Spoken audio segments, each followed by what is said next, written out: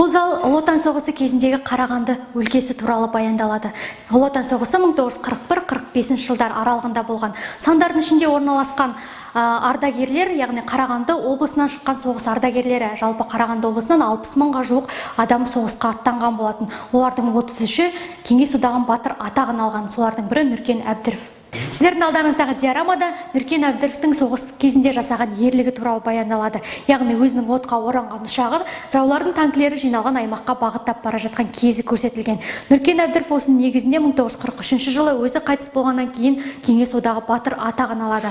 Алдарыңыздағы тұрған витринада киген бас киімі, ағасы Сәкеннің жазған хаттары және де Нүркен Әбдіров жерленген жерінен алған топырағын көрсеңіздер болады. Сонымен қатар алдарыңыздағы өнеркәсіп өнімдері, яғни соғыс кезінде Қазақстанға, Қарағандыға эвакуацияланып әкелген өнеркәсіп өнімдерін көрсеңіздер болады.